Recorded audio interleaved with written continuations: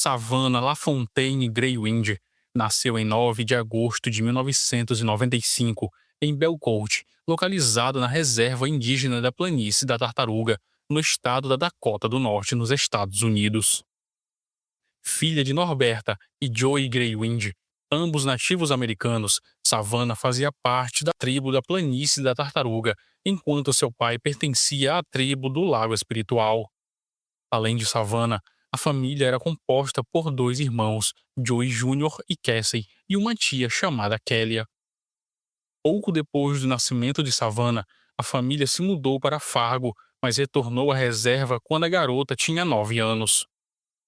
Naquele ambiente, repleto de uma comunidade multicultural vibrante e tradições ricas e coloridas, a jovem cresceu em contato íntimo com a natureza e rodeada pelo carinho da família. Savannah era profundamente ligada aos seus entes queridos, incluindo seus avós, Clarence LaFontaine e Edward Greywind, que desempenhavam um papel importante em sua vida. Com um amor especial por cavalos, Savannah era uma jovem de espírito gentil e conhecida por sua dedicação nos estudos, sendo uma aluna aplicada na Warwick High School. Foi durante essa época que ela conheceu Ashton Mattei, também membro da tribo do Lago Espiritual. O romance entre os dois floresceu rapidamente e, em 2010, o relacionamento se fortaleceu ainda mais, com ambos certos de que haviam encontrado o amor de suas vidas. Embora sonhassem em construir um lar juntos, sabiam que ainda era muito cedo. Contudo, o cuidado e a devoção de Savannah em relação às crianças, especialmente seus sobrinhos Odessa e Shane Jr., deixavam claro o quanto ela almejava ser mãe. Após concluir seus estudos na Universidade Estadual da região dos Lagos, Savannah se formou como auxiliar de enfermagem, o que lhe permitiu trabalhar em um asilo para idosos. Quando o asilo foi adquirido por uma grande corporação americana, ela foi transferida para a cidade de Fargo. Era janeiro de 2016 e, para garantir que ela não ficasse sozinha, toda a sua família se mudou com ela para a nova cidade. Para acomodar todos, eles alugaram um apartamento no térreo de um prédio modesto. Ashton, que vivia e trabalhava em Minneapolis, a cerca de 400 quilômetros de distância, fazia questão de visitá-los sempre que possível. Durante essas visitas, discutiam sobre a possibilidade de economizar dinheiro para finalmente viverem juntos. No andar de cima do prédio onde Savannah e sua família moravam, vivia um casal peculiar, Brooke Lynn Cruz e William Hall. Brooke, nascida em 4 de julho de 1979, tinha uma presença inquietante. Embora tivesse crescido na Flórida em uma família aparentemente normal, sempre foi uma jovem problemática. Ao longo das 2 últimas décadas, seus relacionamentos e encontros com outras pessoas revelaram uma personalidade obsessiva, com uma agressividade mal controlada e uma assustadora capacidade de perturbar aqueles ao seu redor. Em 1995, Brooke, então com 17 anos, deu à luz a uma filha, fruto de um relacionamento com um homem chamado Aaron Edwards. Após se tornar mãe, Brooke trabalhou como técnica de animais em uma loja de pet shop e também como representante de vendas. No entanto, um dia, sem qualquer aviso ou explicação, ela simplesmente abandonou o estado, deixando para trás seu marido e sua filha. A partir desse momento, ela passou a viver fora dos limites da lei. Foi presa no Missouri por falsificação de cheques e, posteriormente, no Texas, por violar os termos de sua liberdade condicional enquanto trabalhava como garçonete em um restaurante chinês. Quando sua filha completou 14 anos, Brooke estabeleceu contato com ela por meio de uma rede social. Esse contato foi breve e discreto, sempre realizado pela internet e sem que Aaron soubesse, pois desde o dia em que ela saiu de casa, ele nunca mais teve notícias de sua ex-esposa. Ao longo dos anos, Brooke teve diversos relacionamentos e não escondia seu orgulho em relação a isso. Em 2016, ela se casou novamente, desta vez com um homem chamado Carl Cruz, um carpinteiro de Minnesota. O casal teve 2 filhos e Brooke trabalhou como assistente administrativa no negócio do marido.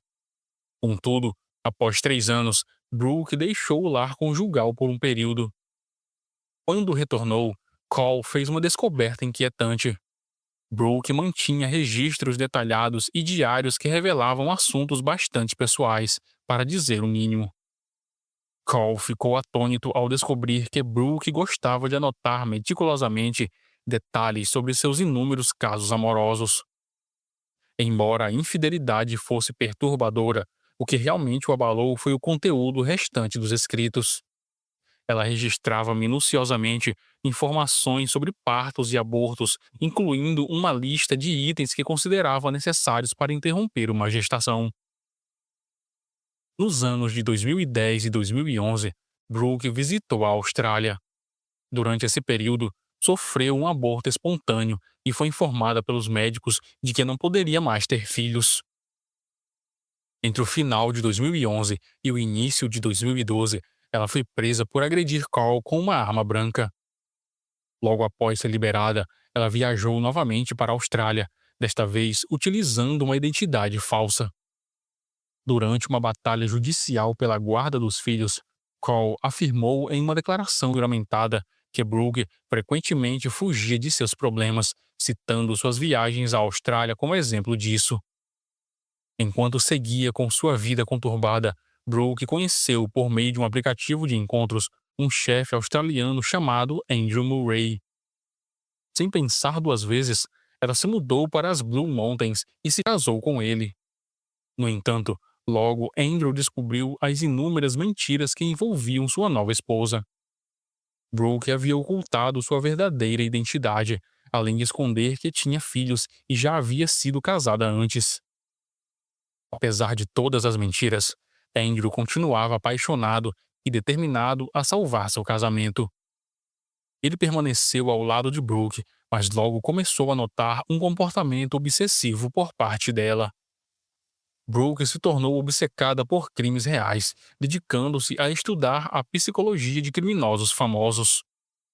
Ela passava a maior parte do tempo lendo livros sobre o assunto, que também dominava suas conversas. No início, Andrew achava que era apenas um hobby estranho, mas inofensivo. No entanto, sua visão mudou drasticamente quando Brooke começou a ameaçá-lo. Andrew percebeu que algo estava profundamente errado. O clima em casa se tornou insuportável e Brooke parecia cada vez mais agressiva. Quando Andrew sugeriu que ela retornasse aos Estados Unidos para cuidar de seus filhos, a situação piorou ainda mais. Brooke passou a ameaçá-lo constantemente, dizendo que o denunciaria às autoridades por agressão e, tentando amedrontá-lo, afirmou que a polícia já estava à sua procura. Cansado dos constantes delírios de sua esposa, Andrew tomou a decisão de se dirigir à delegacia mais próxima para se colocar à disposição das autoridades. Ele não tinha nada para esconder e queria esclarecer a situação. Os policiais confirmaram que não havia nenhuma acusação registrada contra ele, mas notaram que algo estava errado em relação ao comportamento de sua esposa. Andrew relatou a eles o tormento que estava vivendo, mencionando as mensagens de texto ameaçadoras que recebia e os documentos de imigração falsificados com nomes fictícios. Brooke passou 6 meses e 10 dias na Austrália antes de retornar aos Estados Unidos em outubro de 2012. Durante 2 semanas após seu retorno, Andrew manteve contato com ela, considerando a possibilidade de se mudar e tentar salvar o casamento. No entanto, logo percebeu que essa ideia não fazia sentido. Preocupado com o comportamento instável de Brooke, ele procurou a polícia de Fargo para alertar sobre o perigo potencial que ela representava. Apesar de suas preocupações, a polícia não deu muita atenção ao caso. Com o tempo, Andrew cortou os laços com Brooke e tentou esquecer esse episódio em sua vida. Ele jamais imaginou até onde Brooke seria capaz de chegar. Ao retornar para os Estados Unidos, Brooke se envolveu em uma acirrada batalha judicial pela guarda dos 2 filhos que tinha com Carl. Quase simultaneamente, no final de 2012, ela iniciou um relacionamento com William Hull, um homem alguns anos mais jovem que ela. Na época em que oficializaram o relacionamento, William havia acabado de cumprir uma pena por negligência e maus tratos a crianças, depois de levar seu filho ao hospital em janeiro de 2011 com fraturas perto da orelha direita. O romance entre Brooke e William evoluiu rapidamente, levando-os a dividir um apartamento no mesmo prédio em Fargo, para onde a família de Savannah se mudou. William, cego por um amor que acreditava ser inabalável, sonhava em construir uma família e um lar ao lado de Brooke. Embora ela tenha demonstrado reciprocidade em relação aos seus sentimentos, tudo indica que ocultou de William as dificuldades sérias que enfrentava para engravidar. Na mesma época, Brooke também enfrentou a frustração de perder a guarda de seus dois filhos para seu ex-marido, ficando apenas com direitos de visita. Ela se sustentava com trabalhos temporários, fosse em lojas ou em diferentes asilos. Com o passar dos meses, seus sentimentos por William mudaram, como registrado em seu diário. Em 23 de dezembro de 2014, ela foi diagnosticada com uma reação de ansiedade em um centro médico em Fargo, onde lhe disseram que ela sofria de transtorno de estresse pós-traumático. Para piorar, no ano seguinte, Brooke recebeu um laudo médico informando sobre um crescimento em sua vesícula biliar, o que agravou ainda mais seu estado emocional. Nesse mesmo período, Brooke escreveu em um de seus diários sobre uma sombra que parecia consumir sua verdadeira personalidade. Ao longo daquele ano e dos 2 anos seguintes, o relacionamento do casal oscilou entre momentos de tranquilidade e rotinas diárias, interrompidos por desentendimentos à medida que eventos trágicos se desenrolavam. Parecia que Brooke buscava desesperadamente uma solução que, em primeiro lugar, lhe permitisse realizar seu desejo de ser mãe novamente, e, em segundo lugar, evitasse que William a abandonasse. Enquanto a vida de Brooke parecia desmoronar, o relacionamento entre Savannah e seu namorado Weston florescia de maneira promissora. No início de 2017, o casal recebeu a empolgante notícia de que estavam à espera de seu primeiro filho. A alegria que tomou conta das famílias de ambos foi indescritível, e essa felicidade aumentou ainda mais as expectativas do casal para o futuro que se desenhava repleto de esperanças. Determinado a garantir a tão sonhada independência e formalizar a união, Ashton redobrou seus esforços e trabalhou com mais intensidade. Quando o outono de 2017 chegou, eles foram informados pelo médico de que teriam uma menina, que trouxe uma onda de emoção e felicidade. E justamente nesse período que a vizinha do andar superior, uma mulher com quem a família de Savannah mantinha apenas uma relação superficial e educada, se aproximou da jovem grávida com uma oferta suspeita. Convidou-a para fumar uma substância ilícita. Savannah, consciente de seu estado avançado de gravidez, recusou a oferta prontamente e relatou o incidente à sua família. A partir desse momento, os pais de Savannah passaram a desconfiar de Brooke e, por consequência, de seu marido William. O sábado, 19 de agosto de 2017, amanheceu como qualquer outro dia. Savannah, aos 22 anos de idade e no 8º mês de gravidez, estava radiante, ainda que um pouco exausta, o que era compreensível dado o seu estado. Ela mal podia esperar pela chegada de sua filha e pelo momento em que finalmente poderia segurá-la em seus braços. Pouco depois do meio-dia, Brooke telefonou para Savannah pedindo que ela a ajudasse com um ajuste em uma peça de roupa, explicando que precisava que ela experimentasse um vestido. Embora Savannah desconfiasse da mulher, ela decidiu ajudar. No entanto, assim que entrou no apartamento, a vizinha tornou-se agressiva e começou a gritar, acusando Savannah de maltratar seus gatos. Às 13h30, Ashton enviou uma mensagem para a namorada, mas não recebeu resposta. Enquanto isso, as duas mulheres se envolveram em uma briga violenta e Savannah acabou caindo no chão, batendo a cabeça com força. O impacto foi tão severo que a deixou inconsciente. Aproveitando-se da situação, Brooke procurou por uma faca. Sem qualquer conhecimento médico, Brooke realizou uma cesariana em Savannah, guiada apenas pelo desejo doentio de roubar o bebê. No meio desse ataque brutal, Savannah recuperou a consciência brevemente e, com horror, viu Brooke retirar sua filha de seu ventre e colocá-la em uma banheira. Totalmente debilitada e sangrando muito, Savannah não recebeu nenhum cuidado médico e, logo depois, seu coração parou. Ashton entrou em contato com o sogro e informou que Savannah não respondia suas mensagens. Preocupado com o silêncio da filha e desconfiado das intenções da estranha vizinha, Joey foi até o apartamento de cima e bateu na porta, mas só recebeu respostas evasivas do estranho casal que morava ali. As investigações posteriores apresentaram versões conflitantes sobre o papel de William no crime. Uma das versões diz que ele estava fora no momento do crime e, ao chegar ao apartamento, já encontrou Savannah sem vida. Outra versão relata que, ao se deparar com a cena, William teria amarrado uma corda ao redor do pescoço de Savannah para garantir que ela não sobrevivesse. Independente de qual versão seja a verdadeira, o que se sabe é que Brooke, ao mostrar a recém-nascida a William, declarou que finalmente tinham formado uma família. Em seguida, ele limpou a cena do crime, recolhendo todas as evidências, desde roupas até toalhas ensanguentadas, e as descartou em um local distante. Por fim, o casal se desfez do corpo de Savannah, jogando-o no Rio Vermelho, nos arredores de Fargo, próximo à fronteira com Minnesota. Com o passar das horas, a aflição dos familiares de Savannah só aumentava, já que não conseguiam contato com ela pelo celular. Desesperados, eles decidiram registrar o desaparecimento naquela mesma tarde de sábado.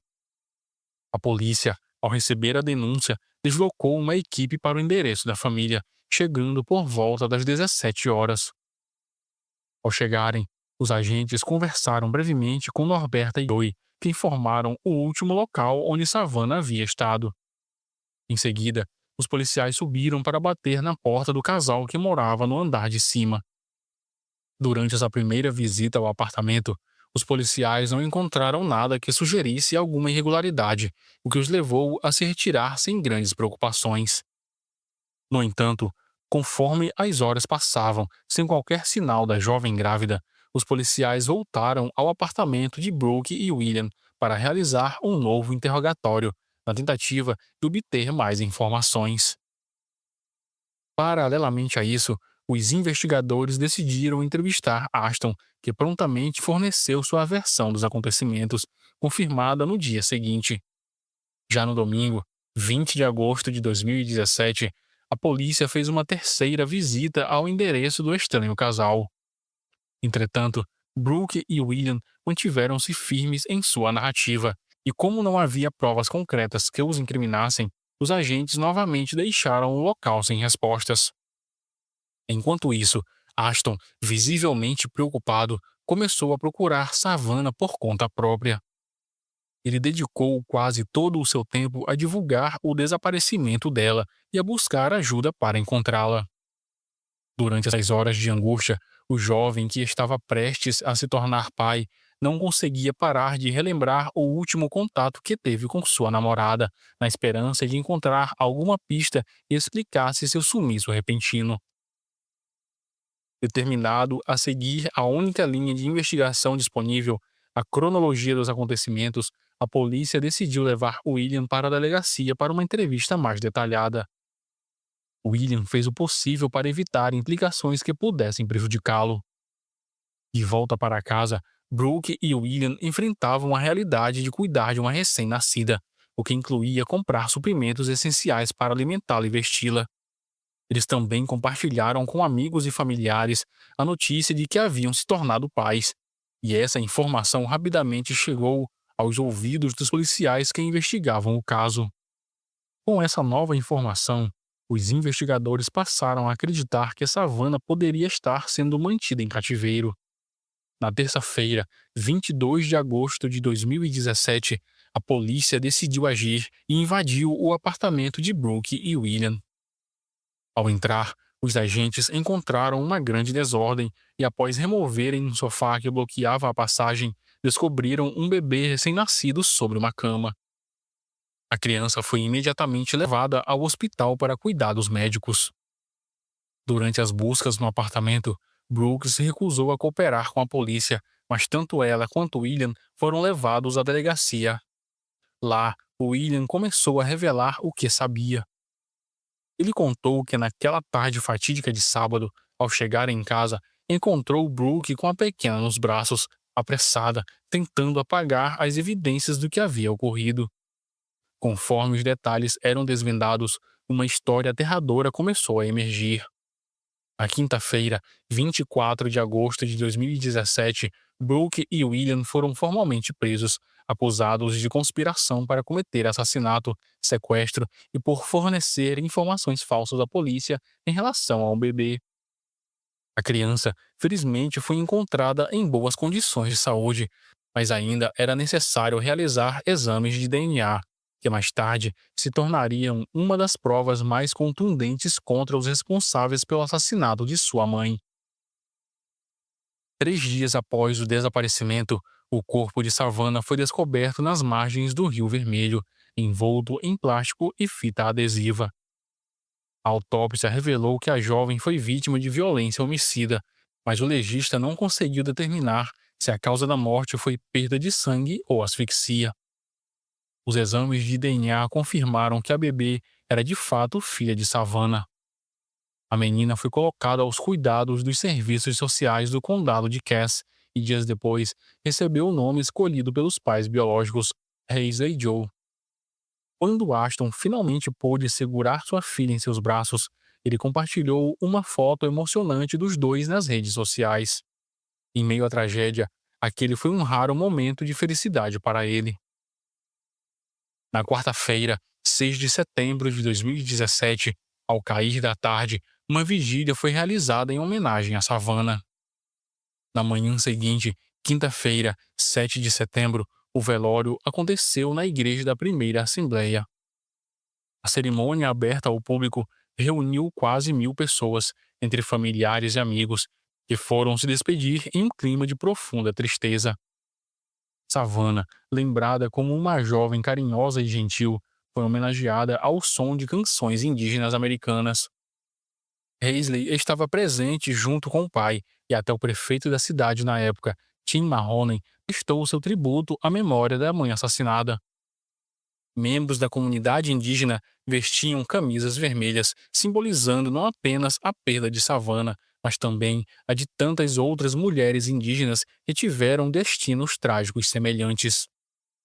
O funeral foi marcado por uma triste procissão, na qual seu caixão foi levado ao cemitério em uma carruagem puxada por cavalos. 10 cavalos seguiam atrás, um deles sem cavaleiro, representando a perda sentida por todos. Apenas a família esteve presente no momento do sepultamento. Objetos simbólicos foram colocados sobre o caixão, conforme as tradições de sua tribo, para acompanhá-la em sua jornada para a vida eterna. Em entrevistas concedidas posteriormente, Ashton revelou que nas semanas que se seguiram à tragédia, foi atormentado por pesadelos constantes. No entanto, ele encontrou consolo no apoio de seus amigos e familiares, que demonstraram solidariedade de várias formas. Um exemplo disso foi a criação de uma conta em nome dele e de sua filha, destinada a arrecadar fundos para cobrir despesas essenciais. Em pouco tempo, a campanha alcançou quase US$ 23.000, próxima da meta de 25 mil, e continuava a arrecadar contribuições. Depois de obter a guarda legal de sua filha, Ashton se dedicou integralmente ao bem-estar dela. Seus dias eram preenchidos com um cuidado constante da bebê, banhando-a, alimentando-a e garantindo que seu guarda-roupa estivesse sempre completo. Cada sorriso de Hazley iluminava o rosto de Ashton, que em entrevistas posteriores confessou ter assumido o papel de pai e mãe ao mesmo tempo. Embora estivesse conseguindo criar Hazley com todo o amor e dedicação, Ashton sabia que precisaria de muita força para enfrentar o processo legal contra os responsáveis pela morte de Savannah. Brooke se declarou culpada no início de dezembro de 2017 e seu julgamento ocorreu no mesmo mês. A pequena Hazley, com apenas 6 meses de vida, acompanhava seu pai durante as audiências do tribunal. Foi nesse ambiente de tensão que Aston finalmente tomou conhecimento dos detalhes macabros que cercaram a morte de sua amada Savannah. Em um momento crucial, a promotora Tanya Johnson Martinez apontou para a criança, enquanto ressaltava que Hazley havia dado seu primeiro suspiro de vida no exato instante em que sua mãe teve o último roubado. Ela pediu ao tribunal que condenasse Brooke à prisão perpétua sem a possibilidade de liberdade condicional, argumentando que a mulher era uma ameaça perigosa e desprovida de qualquer compaixão. Por outro lado, o advogado de defesa Steven Minger apelou para uma sentença de prisão perpétua, mas com chance de liberdade condicional, alegando que em seus 38 anos de experiência havia aprendido que todos têm potencial para mudança. Ele ressaltou que a aceitação de responsabilidade por parte de sua cliente era um sinal claro dessa possibilidade. Em fevereiro de 2018, ocorreu a audiência de sentença. Poucos minutos antes do juiz anunciar a decisão final, Brooke dirigiu-se à família da vítima, expressando seu arrependimento pelo sofrimento que causara. Ela reconheceu que nada poderia justificar suas ações e que era impossível reverter o que tinha feito. Após acabar sua fala, Brooke recebeu sua sentença à prisão perpétua sem liberdade condicional pelo crime brutal cometido contra Savannah. Quanto a William, ele optou por um acordo de culpabilidade com a promotoria e cooperou com as investigações. Como resultado, as acusações de conspiração para assassinar Savannah e tomar posse de sua filha foram retiradas. Ele foi julgado por duas acusações menores: conspiração para sequestrar a bebê e fornecimento de informações falsas às autoridades. No entanto, o juiz Tom Olson atendeu ao pedido da promotoria e classificou Ian como um criminoso perigoso, citando sua condenação anterior por negligência e maus-tratos a crianças. Essa classificação aumentou a probabilidade de que ele fosse condenado à prisão perpétua e não a 20 anos como era a sentença inicial. Durante sua audiência de sentença, realizada no Tribunal Distrital do Condado de Cass, William demonstrou um profundo arrependimento. Contudo, ao apresentar suas declarações de impacto, Norberta, a mãe de Savannah, declarou que o arrependimento do réu não era suficiente para ela. Ela pediu que William enfrentasse todo o rigor da lei, uma vez que suas ações, juntamente com as de sua namorada, foram cruéis e distorcidas. O juiz atendeu ao pedido de Norberta e condenou Ian à prisão perpétua como um criminoso perigoso, embora com a possibilidade de obter liberdade condicional no futuro. O William recorreu da classificação de criminoso perigoso e, em agosto de 2019, a Suprema Corte da Dakota do Norte determinou que essa classificação era inadequada, ordenando uma nova sentença. Essa segunda audiência ocorreu em 7 de outubro de 2019 e, embora discordando da decisão da Suprema Corte, o juiz foi o mais rigoroso possível e condenou William a 20 anos de prisão. Enquanto os procedimentos judiciais se desenrolavam, a família de Savannah lutava para recuperar um senso de normalidade em suas vidas, empenhando-se especialmente para garantir que a pequena Hayley pudesse crescer de maneira plena, sem que sua vida fosse marcada pelo luto que a tragédia impôs. No Natal seguinte, a família de Aston e sua filha foi preenchida com alegria e risos. Embora Hazley ainda fosse pequena demais para entender a figura do Papai Noel, sua empolgação ao receber presentes era contagiante. O que mais a encantou foi um carrinho de brinquedo com um bebê dentro, que ela acariciava e beijava sem parar, enquanto seu pai a observava nitidamente emocionado. Para Aston, esses momentos de ternura ao lado de sua filha tinham um significado especial, especialmente após ter passado por um período sombrio. Depois de enfrentar uma fase de extremo estresse e dor, Aston compartilhou com a imprensa que sentia um imenso alívio por finalmente estar vivendo uma vida mais calma e estável ao lado de Hazley. Determinado a criar um futuro melhor, Ashton se matriculou em um curso de administração de empresas em uma faculdade comunitária. Paisley, por sua vez, crescia feliz no pré-escolar, onde adorava brincar com outras crianças. Ela era especialmente apaixonada pela música Baby Shark, que cantava e dançava incansavelmente, enchendo a casa de energia e risadas. Nessa época, Paisley já começava a pronunciar suas primeiras palavras, e seu pai, querendo vê-la feliz, lhe presenteou com um gatinho. Mesmo com recursos financeiros limitados, Ashton se dedicava não apenas aos estudos, mas também buscava um emprego que oferecesse um salário melhor. Ele se sentia profundamente grato pelo apoio que recebeu através de uma campanha de arrecadação de fundos, cujo dinheiro ganho foi utilizado para comprar um carro e fazer melhorias na casa modesta onde ele e Paisley viviam.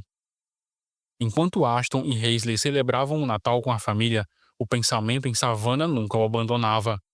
Como ele expressou, sabia que a lembrança dela o acompanharia para sempre, pois jamais conseguiria esquecê-la. Embora desejasse que Savannah estivesse ao seu lado para testemunhar o crescimento de sua filha, Ashton encontrava conforto ao ver que Paisley era uma menina profundamente amada e feliz.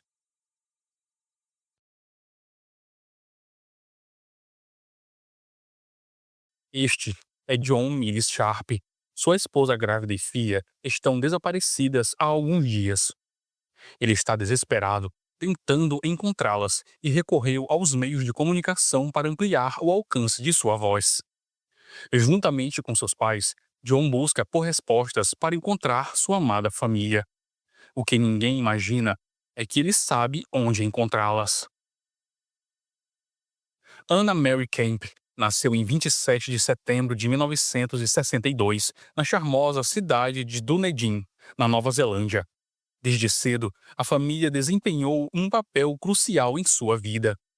Filha de Lily Gabler, ela tinha dois irmãos e cresceu em um lar fundamentado na fé cristã. Sua mãe era uma figura ativa na igreja local, transmitindo à filha valores sólidos e uma visão de vida alicerçada na compaixão e no cuidado com o próximo. Ainda na juventude, Ana destacou-se como uma pessoa vibrante e ponderada. Seu carisma natural e sua inclinação para se preocupar com os outros fizeram dela uma figura querida por todos ao seu redor.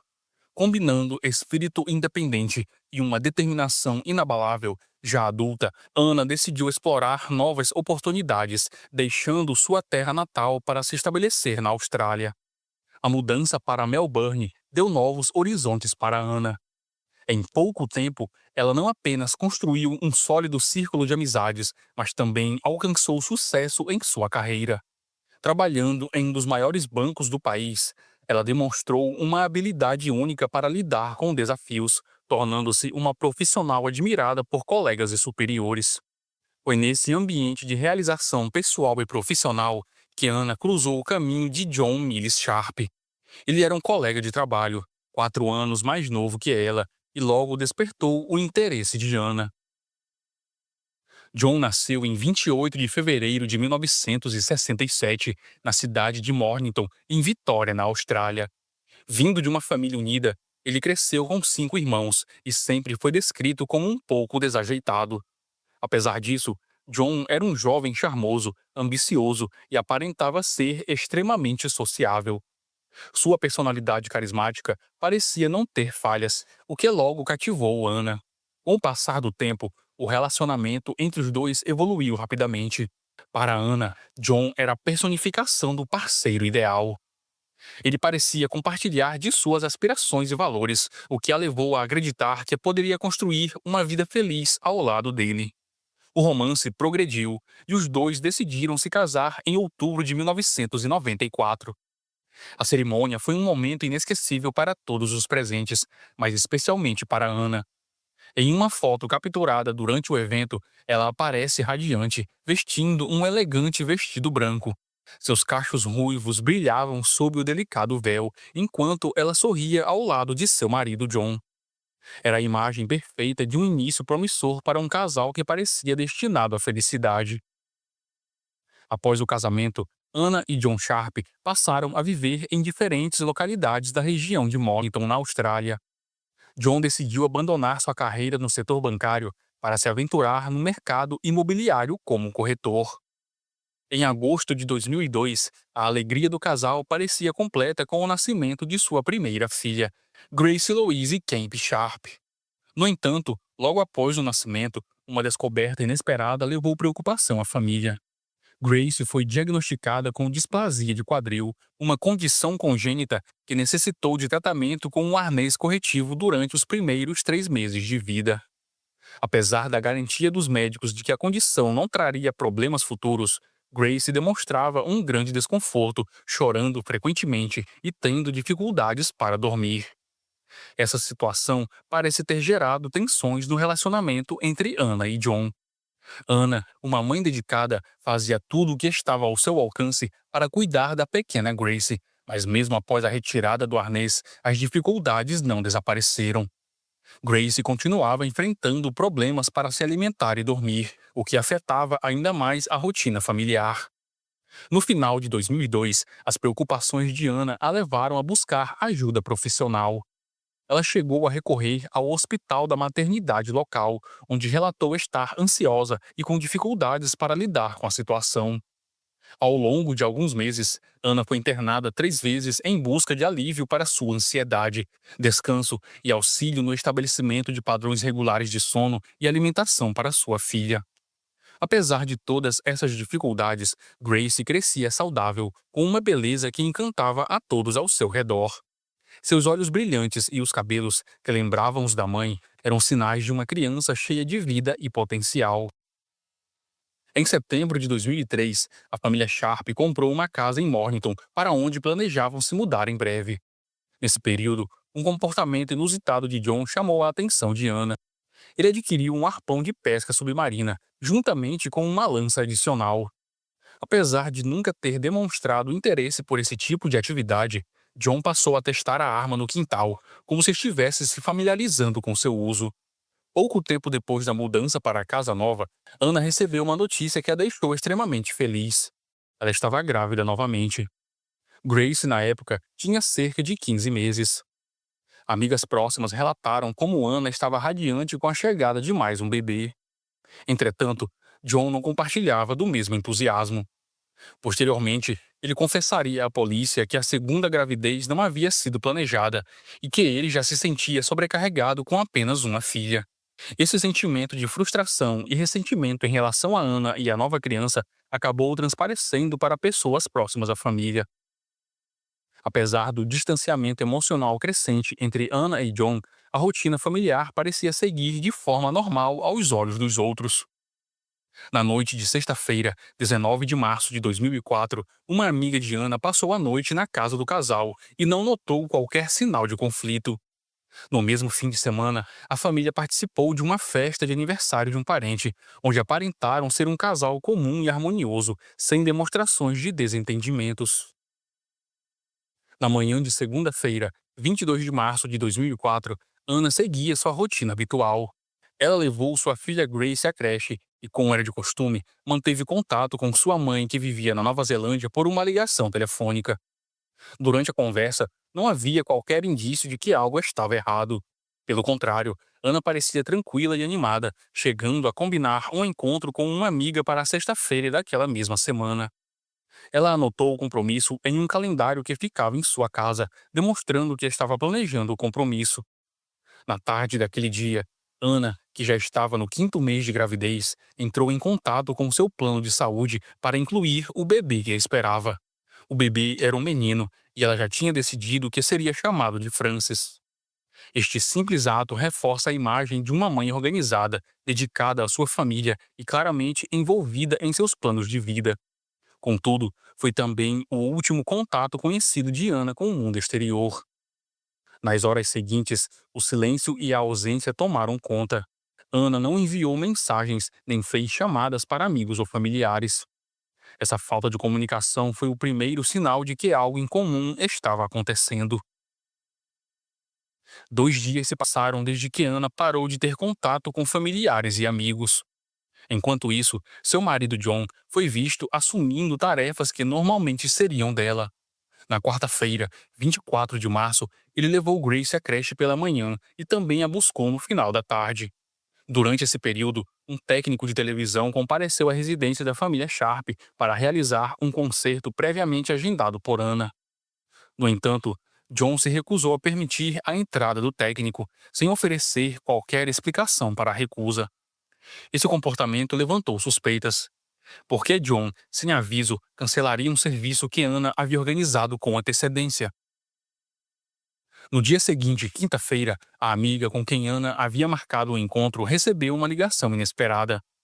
A surpresa não foi apenas pelo telefonema, mas pelo fato de que quem ligava era John, alguém com quem ela raramente mantinha contato direto. Durante a conversa, John apresentou uma versão dos acontecimentos que parecia desconcertante. Ele alegou que Anna havia decidido ir embora, deixando Grace sob seus cuidados. Para a amiga, a história era totalmente incoerente. Ela conhecia Anna o suficiente para saber que abandonar a filha não era algo que ela faria.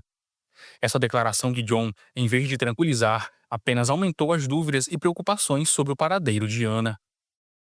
Na sexta-feira, John decidiu ligar para sua sogra Lily, que vivia na Nova Zelândia. Durante a chamada, ele repetiu a mesma história que contou para a amiga da esposa. Anna havia partido, mas agora adicionou um novo elemento ao relato. Segundo ele, ela teria fugido com um amante e planejava retornar em alguns dias para buscar Grace. John também informou a creche que Grace não voltaria mais a frequentar o local. Essa atitude, junto com as declarações anteriores, deixou a família de Anna em estado de alerta. Para Lily, a explicação de John não fazia sentido. Anna sempre demonstrou ser uma mãe dedicada e uma pessoa responsável. O que ele dizia era incompatível com a personalidade e os valores da filha.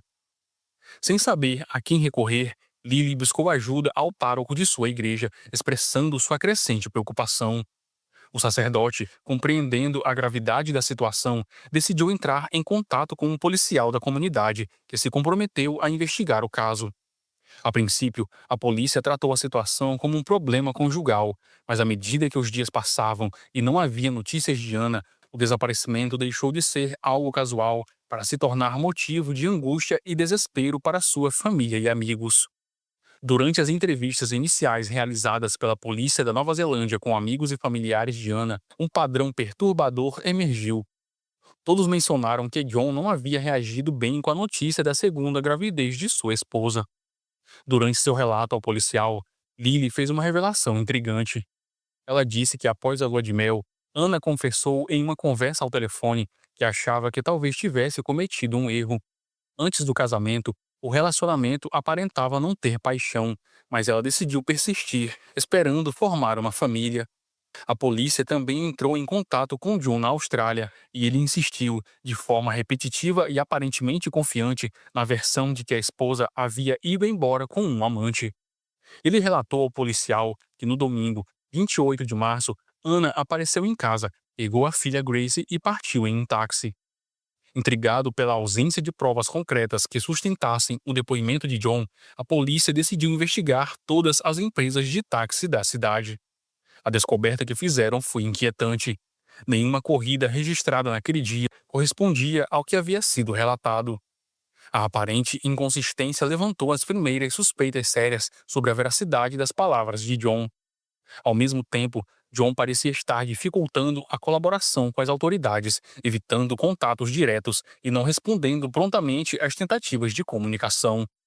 Diante da resistência, a polícia neozelandesa reuniu todas as informações obtidas até aquele momento e elaborou um relatório detalhado que foi enviado ao Departamento de Polícia de Mornington, na Austrália. Este, por sua vez, encaminhou o caso para a unidade especializada em pessoas desaparecidas no estado de Vitória. Os investigadores começaram a analisar o caso com grande preocupação. O desaparecimento repentino de Anna, uma mãe de 41 anos conhecida por sua responsabilidade e dedicação, parecia extremamente improvável de estar relacionado a uma suposta fuga amorosa, como sugerido indiretamente pela narrativa de John. Algo definitivamente não se encaixava nessa história. Quando John foi formalmente interrogado pela primeira vez, ele manteve sua história inicial, sem mostrar sinais de mudança ou hesitação. No entanto, o comportamento do marido passou a ser monitorado mais de perto pelas autoridades australianas. Essa vigilância logo rendeu resultados estranhos e preocupantes. Alguns dias depois, John foi avistado carregando uma sacola plástica azul e a deixando atrás de alguns arbustos. Depois que ele se afastou, os policiais que faziam seu monitoramento foram até o local e recolheram a sacola. Dentro dela, os investigadores encontraram itens de extrema relevância: o celular de Anna e um cartão de crédito em seu nome. Além disso, John também foi visto descartando o que parecia ser outro cartão de crédito. A polícia também encontrou a carteira de habilitação de Anna nas proximidades. Esses itens pessoais reforçaram ainda mais as suspeitas de que John estava diretamente envolvido no desaparecimento de sua esposa e da filha. A cada nova descoberta, ficava mais evidente que John não apenas escondia informações importantes, mas que também podia estar tentando manipular a percepção pública sobre o caso. No início de abril, Gerald, irmão de Anna, recebeu e-mails que supostamente haviam sido enviados por ela. As mensagens alegavam que Anna precisava de tempo e espaço para si mesma, como se quisesse justificar sua ausência prolongada. Pouco tempo depois, a mãe de Anna recebeu flores em duas ocasiões diferentes. Uma para celebrar seu aniversário e a outra em homenagem ao Dia das Mães. As flores, supostamente enviadas por Anna, pareciam uma tentativa mal planejada de manter as aparências. Entretanto, nenhuma dessas ações conseguiu convencer os familiares de Anna que ela estava bem ou sequer viva. Para eles, cada gesto parecia ser parte de um plano que tentava encobrir o que realmente tinha acontecido com ela. No final daquele mês, John decidiu aparecer publicamente pela primeira vez para falar sobre o desaparecimento de Anna e Grace. Com uma expressão visivelmente angustiada, ele pediu à comunidade que ajudasse a localizar sua esposa e filha. Essa foi apenas a primeira de várias aparições públicas que ocorreriam nas semanas seguintes. Em entrevistas concedidas a diversos veículos de comunicação, John alegou ter falado com Anna na semana passada e suplicou para que qualquer pessoa com informações entrasse em contato com ele ou com a polícia. Suas declarações públicas eram marcadas por demonstrações emocionais, incluindo lágrimas e súplicas, especialmente quando ele estava na casa dos pais em Melbourne. Ele afirmou com grande pesar que, apesar das dificuldades no relacionamento, seus sentimentos por Anna permaneciam profundos e sinceros. A narrativa apresentada por John parecia cuidadosamente planejada para criar uma imagem de marido desesperado e dedicado. No entanto, para os investigadores, suas ações e palavras despertavam cada vez mais dúvidas. Apesar do aparente sofrimento demonstrado por John, os investigadores logo perceberam que seu comportamento não parecia genuíno. Para a polícia, suas reações emocionais eram uma atuação cuidadosamente calculada. Desde o início, John já era visto como o principal suspeito no desaparecimento de Anna e Grace. Diante disso, ele foi levado novamente à delegacia para mais um interrogatório. Durante as longas horas de questionamento, ele continuou a negar veementemente qualquer envolvimento nos desaparecimentos. No entanto, a pressão policial foi se intensificando.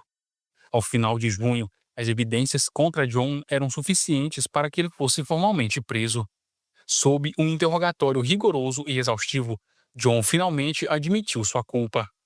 Em um momento de confissão que deixou a Austrália perplexa, ele revelou que havia assassinado Anna e Grace. A confissão abalou o país. As manchetes dos principais jornais estampavam o caso e John passou a ser conhecido publicamente como o monstro de Mornington. A brutalidade dos atos também chamou a atenção internacional, alcançando repercussão significativa na Nova Zelândia. Segundo a confissão de John e as informações obtidas pela polícia durante a reconstrução dos fatos, os eventos que circularam essa terrível tragédia foram aterrorizantes. Tudo começou na terça-feira, 23 de março, com uma discussão acalorada entre Anna e John. O desentendimento aconteceu durante a noite e se estendeu até o momento em que decidiram ir para a cama, por volta das 21 ou 22 horas. No entanto, mesmo deitados, o ambiente estava carregado de tensão. Anna, que provavelmente estava exausta pela gravidez e pelas responsabilidades de cuidar de Grace, acabou adormecendo rapidamente. John, por outro lado, permaneceu acordado, dominado por pensamentos amargos sobre a discussão e sobre o estado de seu casamento, que ele descrevia como infeliz e insustentável. Em um ato de desespero e frieza, Ele decidiu por fim àquilo que chamava de pesadelo. Sem hesitar, John levantou-se da cama, caminhou até a garagem dos fundos da residência e pegou o arpão de pesca submarina que havia comprado recentemente. Em seguida, ele retornou silenciosamente ao quarto onde Anna ainda dormia. Em um ataque brutal, disparou o arpão diretamente contra a cabeça dela, a curta distância. Contudo, ao perceber que ela ainda estava viva e respirava, ele disparou novamente, garantindo sua morte. Em seguida, cobriu o corpo da esposa com toalhas e, demonstrando uma frieza assustadora, foi dormir em um sofá-cama. Na manhã seguinte, John começou a lidar com as consequências de seus atos. Em uma tentativa de remover as lanças que haviam perfurado a cabeça de Anna, ele conseguiu apenas retirar as pontas, desenroscando-os da base. Ainda assim, isso não o impediu de seguir com sua rotina como se nada tivesse acontecido. Com uma frieza impressionante, levou a pequena Grace à creche e, no final do dia, foi buscá-la como de costume. Durante esse período, John ainda precisou lidar com imprevistos. Quando um técnico de televisão chegou à casa para realizar um serviço, ele recusou sua entrada, temendo que o corpo de Anna fosse descoberto. Em algum momento daquela mesma semana, John tomou a decisão de esconder o corpo de Anna, cavou uma cova rasa no quintal de sua casa e a enterrou. Mas como se suas ações já não fossem frias o suficiente, ele ainda voltou à loja onde havia comprado o arpão para adquirir outra lança. Essa atitude seria posteriormente descrita pelas autoridades durante seu julgamento como um ato de indescritível insensibilidade. Na noite de sábado, 27 de março de 2004, a tranquilidade aparente na casa da família Sharp escondia os horrores que estavam prestes a ocorrer. Após colocar sua filha Grace para dormir, John iniciou um ritual de autodestruição emocional, consumindo uma grande quantidade de uísque misturado com refrigerante. Ele parecia estar anestesiando sua consciência, preparando-se para o ato cruel que estava planejando. Embriagado e fora de si, ele foi até a garagem, onde pegou o arpão e carregou com a lança recém-adquirida, um objeto que em breve seria usado para um propósito macabro. De volta ao quarto de sua filha, John tentou executar seu plano terrível. No entanto, a primeira tentativa falhou e apenas feriu a garota, que acordou imediatamente. Grace, mesmo tão pequena e indefesa, reagiu ao ataque, chorando e gritando devido ao ferimento causado. A cena tornou-se ainda mais angustiante, mas John, insensível ao sofrimento da filha, seguiu em frente e consumou o crime hediondo que planejara. Na manhã seguinte ao crime, John começou a ocultar as evidências de seus atos. Ele foi até uma loja de ferragens local e comprou um rolo de fita adesiva, duas lonas e uma motosserra elétrica. Demonstrando frieza e premeditação, ele exumou o corpo de Anna e o cortou em 3 pedaços. Ele então embrulhou os restos mortais em uma lona. Depois pegou o corpo da pequena Grace e também enrolou em uma lona. Em seguida, carregou os restos mortais até o aterro sanitário da cidade. Esse local, conhecido por sua vasta extensão e montanhas de detritos, parecia ser um esconderijo adequado para os horrores que ele queria enterrar. Além de se livrar dos corpos, John também descartou o arpão, as lanças, a motosserra e diversos objetos pessoais de Grace, incluindo roupas e brinquedos. Tudo isso fazia parte de sua estratégia para apagar os rastros do crime. A partir daquele momento, ele deu início a uma teia complexa de mentiras, planejada para confundir as autoridades e mascarar sua culpa. Com a descoberta dos crimes, a busca por explicações começou. O que poderia levar alguém a cometer atos tão monstruosos contra a própria esposa grávida e a filha pequena? As motivações por trás das ações de John revelaram-se difíceis de decifrar, mas especialistas apontaram para uma combinação de fatores que culminaram na tragédia. Entre os principais motivos, destacavam-se os problemas conjugais. Em uma avaliação psiquiátrica realizada após sua confissão, John tentou justificar o assassinato de Anna, alegando que sua esposa apresentava um comportamento instável. Ele descreveu Anna como uma pessoa que alternava entre momentos de afeto e períodos de frieza emocional, o que ele usou como uma desculpa para seus próprios atos. Além disso, John falou de seu casamento como uma relação sem amor, marcada por ressentimentos e frustrações. Ele expressou um desconforto profundo com a independência de Ana, afirmando que ela usava as calças na relação, uma metáfora que revelava sua insegurança e a sensação de que seu controle estava sendo ameaçado. A notícia dos crimes abalou profundamente as famílias envolvidas. A família de John, incapaz de compreender a monstruosidade de seus atos, rapidamente se distanciou dele, repudiando suas ações. Por outro lado, direcionaram seu apoio à mãe e aos irmãos de Ana, que ficaram devastados pela tragédia. Enquanto isso, as autoridades iniciaram uma operação de busca meticulosa no aterro sanitário de Mornington. Os policiais vasculharam toneladas de lixo usando pás, rastelos e máquinas pesadas, enfrentando condições adversas, incluindo mau tempo e o desafio de explorar um local tão vasto e inóspito. A determinação era encontrar os corpos de Anna e Grace, além de qualquer outra evidência que pudesse estar relacionada aos crimes, como o arpão e a motosserra que John havia utilizado para ocultar os rastros de sua brutalidade. Após 3 semanas de intensas buscas, na manhã de 7 de julho, a polícia fez uma descoberta que mudaria o rumo das investigações. A cerca de 2 metros de profundidade em um aterro sanitário foram encontrados o que as autoridades chamaram de objetos de interesse. No dia seguinte, câmeras de diversos veículos de imprensa capturaram imagens da equipe policial reunida em torno do que parecia ser um saco de cadáveres azul com um zíper. O clima de suspense aumentou à medida que a notícia se espalhava. Mais tarde, naquela mesma noite, as autoridades confirmaram que haviam encontrado restos mortais, mas naquele momento não divulgaram se os mesmos pertenciam a Anna ou sua filha Grace.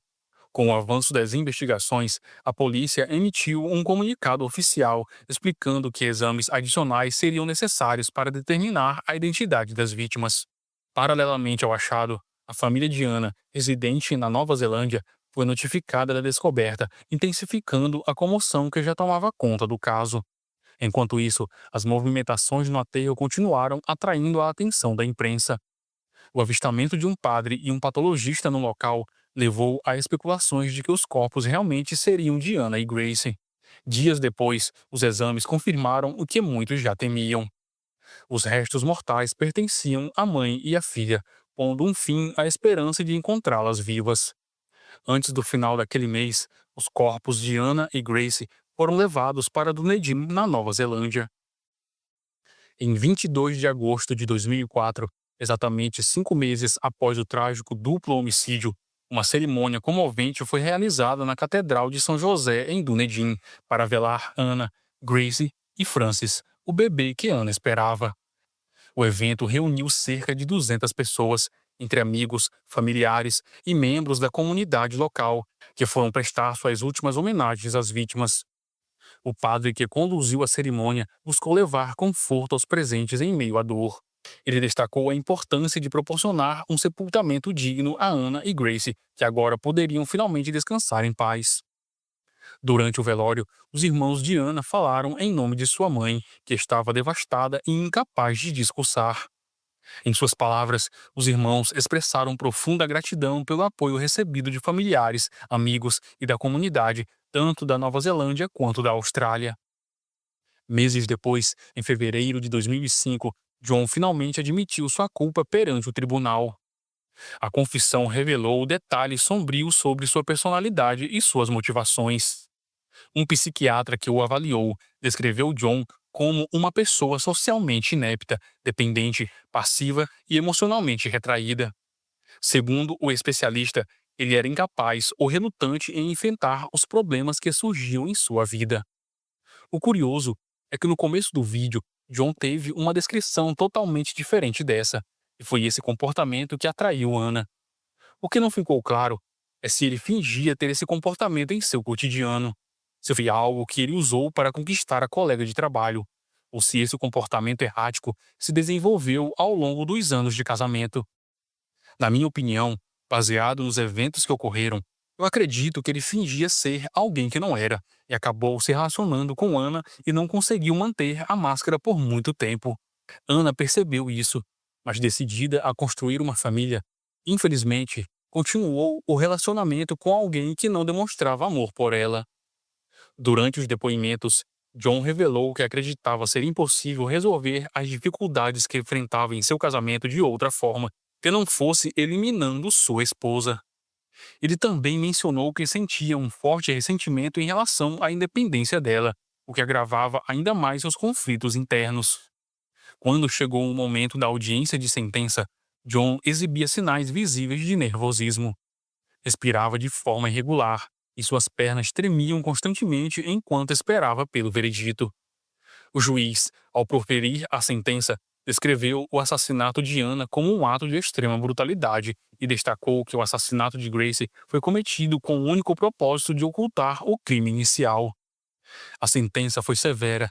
John Mills Sharp, de 38 anos, foi condenado a 2 penas de prisão perpétua, com um período mínimo de 33 anos antes de qualquer possibilidade de liberdade condicional. Ao ouvir o veredito, John abaixou a cabeça e enxugou os olhos, visivelmente abalado. Enquanto isso, em Dunedin, a mãe de Anna assistia à audiência de sentença por meio de uma videoconferência, acompanhada de outros familiares. A decisão judicial deu à família uma mistura de alívio e dor. Após meses de espera, a justiça foi feita, mas o vazio deixado pelas perdas irreparáveis continuava a pesar sobre todos que conheciam e amavam Anna e Grace. Após o julgamento que decidiu o destino de John Sharp, a atmosfera no tribunal era densa, carregada de emoções intensas. Os pais de John não hesitaram em classificar os crimes do filho como horrendos, uma palavra que refletia o peso das atrocidades cometidas. Ao deixar o tribunal, Valerie Sharp, a irmã de John, foi flagrada em lágrimas, visivelmente abalada.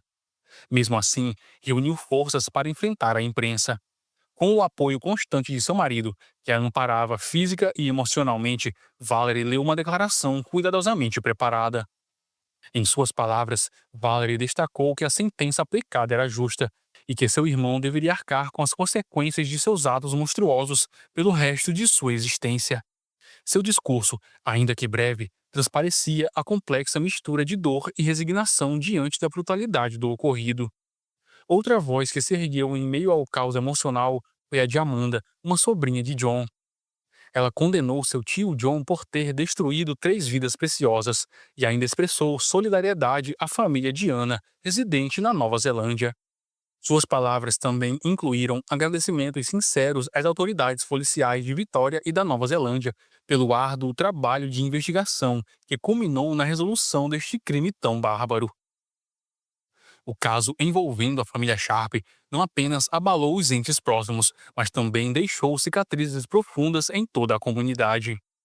A brutalidade dos crimes gerou reflexões inquietantes sobre os limites da natureza humana e despertou debates sobre questões sociais importantes, como o reconhecimento e o combate à violência doméstica. A história de Anna, Grace e Frances foi um lembrete sombrio de como tragédias familiares podem ocorrer silenciosamente, sem que os sinais de alerta sejam devidamente notados. A frieza e a crueldade que John demonstrou em seus atos chocaram tanto as autoridades quanto o público em geral. O caso rapidamente se tornou um ponto de partida para discussões sobre as motivações que levam uma pessoa aparentemente comum a cometer atos tão hediondos.